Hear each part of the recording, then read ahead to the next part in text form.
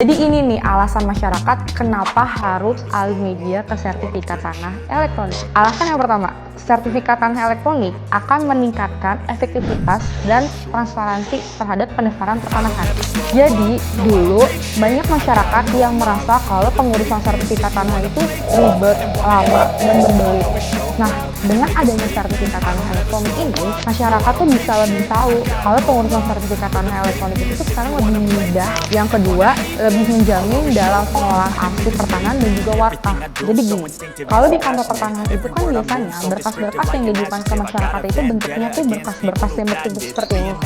Nah terus kita tuh butuh satu ruangan untuk menyimpan berkas-berkas itu. Nah bayangin, dari banyaknya berkas-berkas masyarakat yang masuk, kita butuh space berapa banyak nih untuk menyimpan berkas-berkas tersebut.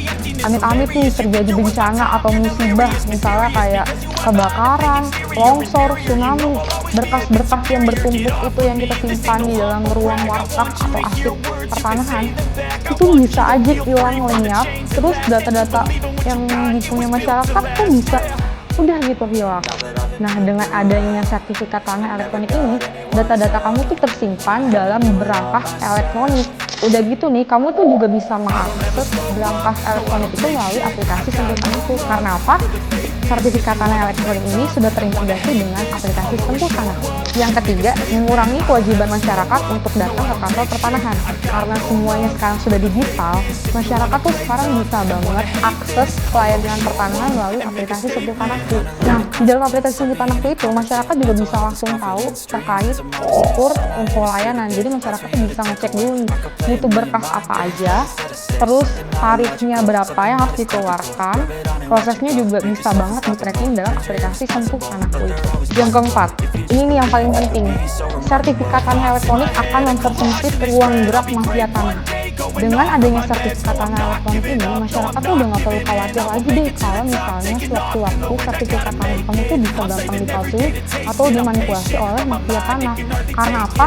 Sertifikat tanah ini tuh bentuknya tuh bener-bener secure paper dilengkapi dengan sistem keamanan yang berlapis. Dan yang terakhir, sertifikat tanah elektronik ini akan meningkatkan pertumbuhan nilai ekonomi yang ada di Indonesia. Karena transaksi elektronik akan semakin besar di era digital sekarang ini. Nah, bagi masyarakat yang ingin mengganti belangko sertifikat tanah dari analog menjadi elektronik, itu bisa langsung datang ke kantor pertanahan terdekat dengan mengajukan permohonan pergantian belangko atau permohonan alih media ke sertifikat tanah elektronik. Terus bagi masyarakat yang masih tanya, sertifikat tanah saya masih analog, bentuknya masih kertas, terus gimana? Apakah sertifikat tanah ini tidak diakui oleh negara? Jawabannya tidak.